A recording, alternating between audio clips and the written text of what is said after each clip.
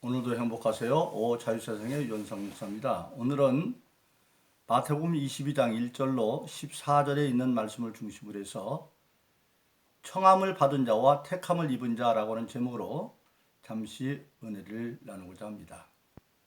오늘 저와 여러분들, 세상의 많은 사람들은 원하든 원치 않든 어떤 자기가 원하는 일에 선택받는 자리에 종종 서게 되어집니다. 많은 학생들이 시험을 칠 때에도, 대학 입시를 칠 때에도 합격을 받아야 선택을 받을 수가 있고, 그리고 모든 취직시험이나 임용시험에서도 우리가 최종적으로 선택을 받아야 취업을 할 수가 있습니다.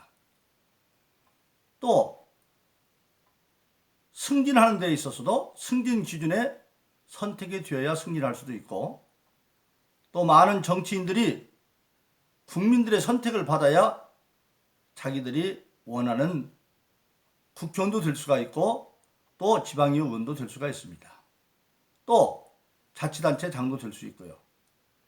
그런데 이때 우리가 알아야 될 것은, 선택이라는 문제를 앞에 놓으면 반드시 선택하는 자와 선택받는 자가 있다고 하는 사실입니다. 아무리 선택받고 싶은 사람이 선택받고 싶어도 선택하는 자의 마음에 들지 않으면, 또 기준에 들지 않으면 선택되어질 수가 없습니다. 신앙생활도 마찬가지입니다. 우리 신앙생활은 모든 사람들은 궁극적으로 선택하는 자는 하나님에게 인정을 받아서 최종적으로 하나님의 선택을 받아야 하는 것이 바로 우리 신앙인들입니다. 시작은 좋았으나 끝에 가서 망하는 많은 사람들을 우리는 성경에서 발견하게 되어집니다. 사울왕 같은 사람, 시작은 좋았지만 끝은 버림받는 존재로 끝나버리는 것을 우리가 알게 되어집니다. 예수님의 12제자 가운데 중요한 유사의 역할을 맡았던, 재정관리며 모험사를 맡은 가룟 출신의 유다도 시작은 좋았지만 끝은 예수님으로부터, 인자는 하나님의 전투로 가지만 너는 차라리 태어나지 않았으면 좋을 뻔했다, 그래도 회개하지 않으므로 마지막에 예수님이 정죄받는 걸 보고 스스로 목매달아 죽고 창자가 터져서 비참하게 죽는 것을 우리가 보게 되어집니다. 그러므로 저와 여러분들이 신앙생활하는 모든 사람들은 지금 이미 예수를 믿음으로 구원의 길은 들어섰습니다. 그러나 그 구원의 길은 지금 가고 있는 길이지 완성된 길이 아닙니다. 그래서 구원받았다고 하는 것은 시제적으로 보면 과거 완료로 이미 구원받았습니다 하는 것은, 우리가 사도행전 2장 38절에 있는 말씀처럼 각각 회개하고 예수 그리스도를 믿음으로 말미암아 구원받고 성령 받은 자가 되었으면, 예수님이 말한 것처럼 내가 곧 길이요 진리요 생명이니 나로 말미암지 않고는 아버지께로 올 자가 없다. 즉 하나님께로 가는 길에 이제는 우리는 들어섰습니다. 그러나 들어섰다고 완전히 이르는 게 아니죠. 그래서 그 다음에는 구원받아 가고 있습니다. 현재 진행형입니다. 즉 길을 가는데 하나님의 말씀을 따라 지금 가고 있는 겁니다. 현재 진행형이고, 마침내 아버지께로 올 자, 하나님께 도달하면 그것이 우리가 구원의 완성이 되는 겁니다. 그런 일은 비단 우리의 최종적인 구원뿐만 아니라 신앙인의 모든 삶에서도 그런 일이 있습니다. 우리 신앙인들이 세상을 살다 보면 수없이 많은 일을 하게 되는데 그 일도 시작과 끝이 있습니다. 심은 대로 거두듯이. 그래서 우리 신앙인의 삶에도 긴 일도 있고 짧은 일도 있고, 그런 일들이 신앙의 법도대로 가면 시작에서 끝이 잘 나는 경우가 있는가 하면, 그렇지 못하고 시작은 있는데 잘못 되어지는 경우도 많이 있습니다.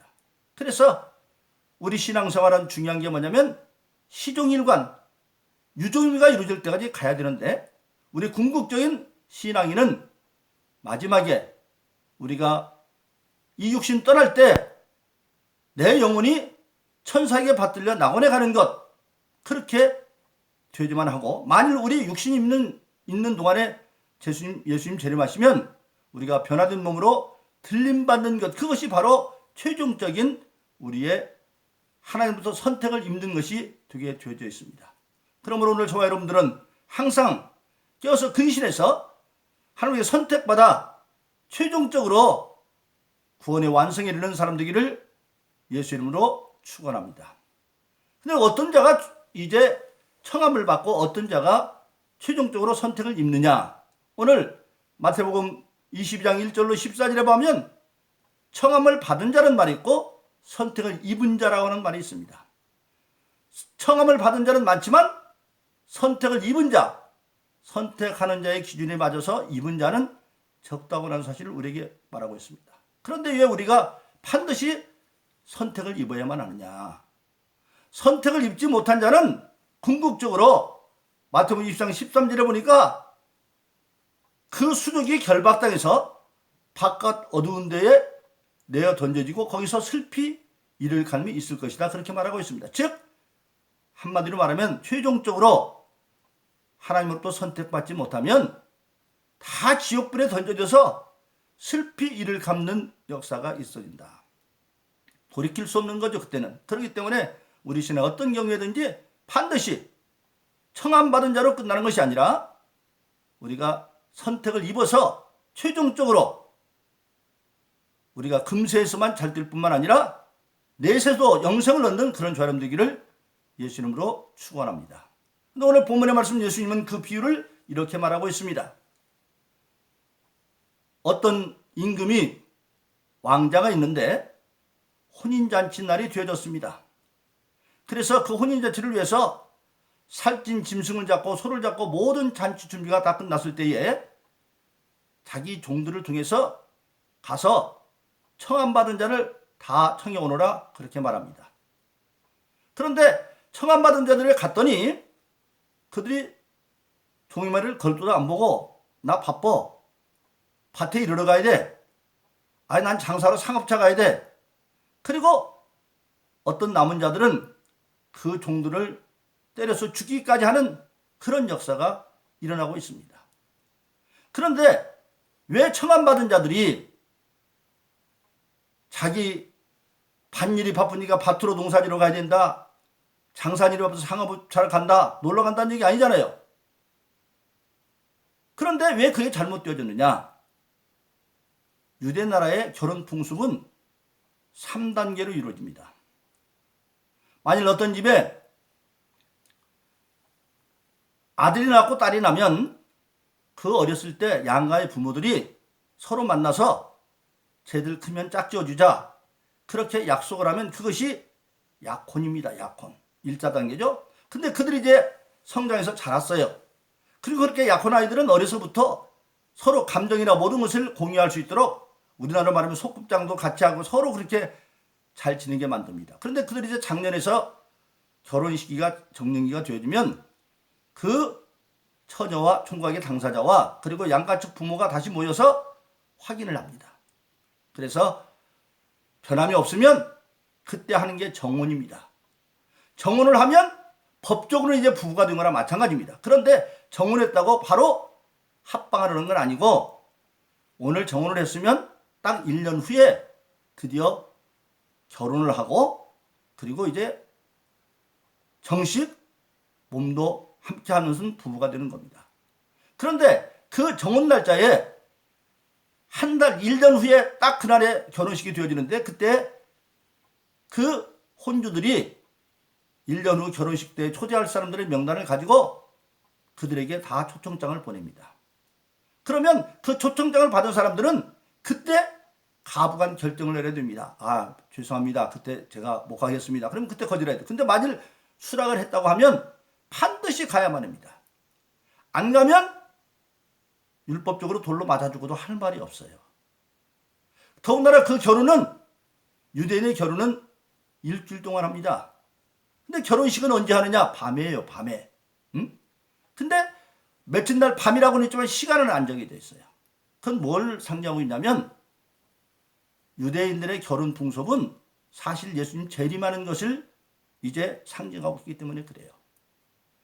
깜깜한 밤에 영적으로 보면 이 세상은 흑암권세가 있는 깜깜한 밤과 같은데 그때 빛의 자녀로 예수님이 재림에 오는데 궁극적으로 그때 결혼식은 밤에 와요. 근데 시간이 없어. 그러니까 그 신랑을 기다리는 사람들은 잠을 자지 말고 기다려야 되는데 너무 깊어지면 잠을 잘 수도 있죠. 그러나 준비하고 자야 돼요. 뭘 준비하느냐? 그 결혼식은 하루로 끝나는 게 아니라 일주일 동안을 해요. 그 일주일 동안 일단 결혼식장에 들어가면 들어간 사람은 나올 수가 없어요. 그런데 모든 건 다 혼주집에서 준비했지만 초청받은 사람이 꼭 준비할 게 바로 뭐냐면 7일 동안 그 잔치집에서 자기 앞에 혀를 등잔하고 등잔물에 기름은 자기가 준비해야 돼. 그거 없으면 끌려가서 네가 이 결혼을 존중하지 않아서 끌려 죽어도 할 말이 없어요. 그것이 이제 조금 있다가 말씀드릴 기름 등불 제대로 준비한 처녀와 그렇지 않은 처녀 얘기가 거기서 이제 자세히 설명해 드리겠습니다만은, 그래서 초청받은 데는 반드시 그때 결정을 해야 돼요. 왜? 그때 초청을 받으면 일주일 동안 가서 식장을 못 나오기 때문에 자기 모든 일을 그 전에 미리 다 하고 그날을 빼놔야 되기 때문에 그래요. 그래서 그날 거절하면 안 되는 거예요. 근데 지금 더군다나 왕이 자기 아들의 결혼식을 이제 시작이 되어져서 날짜가 되어져서 그 초청받은 자에게 종들을 보냈더니 약속을 마땅히 지켜야 되는데 안 지키고 나 상업자 간다, 나 밭으로 간다 이렇게 핑계대고 안 온다 이 말이에요. 그리고 종들을 때리고 죽이기도 하고 그렇게 했어요.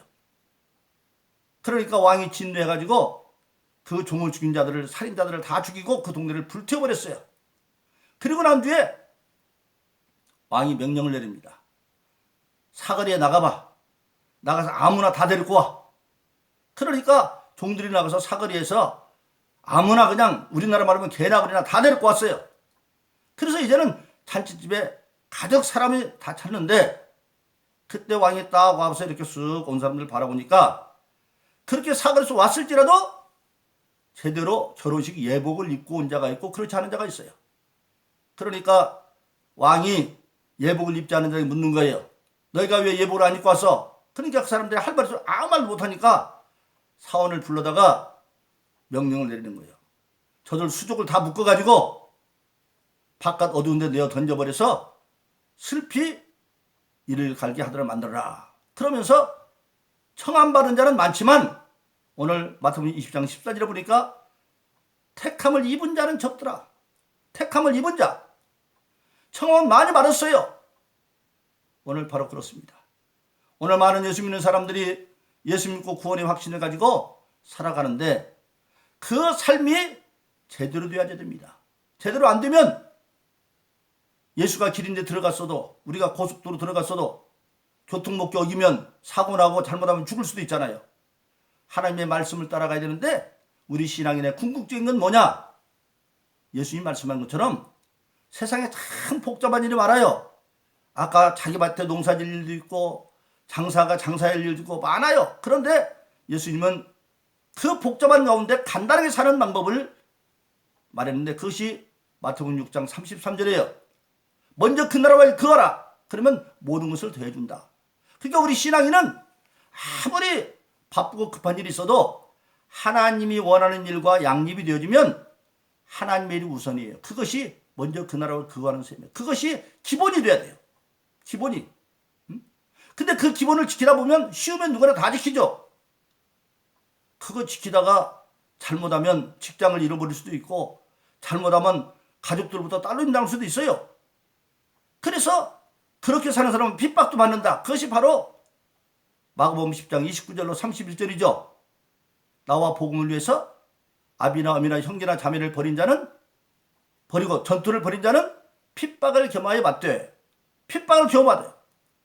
세상으로 말하면 가정사 중한 일이 있는데 교일이 있다고 먼저 가면 너는 식구도 모르냐고 욕도 먹을 수도 있고 직장에 일이 있는데도 주일이니까 못 가겠다고 빠져버리면 직장에서 잘못하면 감원당할 수도 있고 핍박을 당할 수 있어요. 그러나 하나님 때문에 핍박을 당하면 하나님이 그걸 지금 보고 있거든요.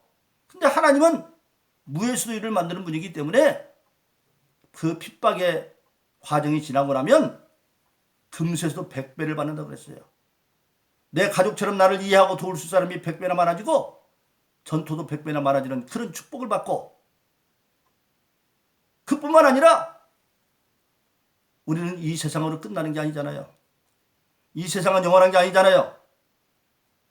시편 102편에 보는 것처럼 하늘과 땅은 없어지는데 어떻게 없어지느냐? 이사야서 51장에 보니까 하늘은 연기처럼 사라지고 땅은 옷처럼 헤어져 없어져 버리고, 베드로서 3장 7절에 보면 우리가 사는 이 하늘과 땅은 큰 날의 심판 때에 불살로 여기서 잠시 보관된 것에 불과하고, 요한계시록 20장 11절에 보면 그 땅은 이미 간 곳이 없어지고 말아버렸습니다. 없어져 버렸어요.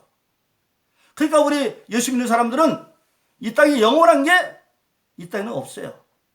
영원한 건 하늘나라밖에 없기 때문에 이 땅에서 받은 축복을 예수님 말씀한 것처럼 땅에 쌓지 말고 네가 영원히 살 네 나라 하늘나라에 쌓아라. 그것이 바로 뭐냐면 하나님의 뜻대로 하나님께 헌물도 드리고 헌금도 드리고 또 하나님의 뜻대로 자기 마음대로가 아니라 하나님의 뜻을 따라서 사랑으로 은밀하게 물질을 쓰기도 하고, 이런 것들이 바로 뭐냐면 하늘에 쌓는 길이에요.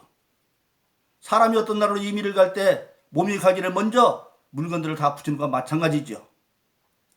그래서 그런 사람들은 땅에서 촉복하는 건 다 하늘에 쌓고 내세에 영생을 얻는 자가 된다, 그렇게 말하고 있는데, 그런데 그것은 뭐냐?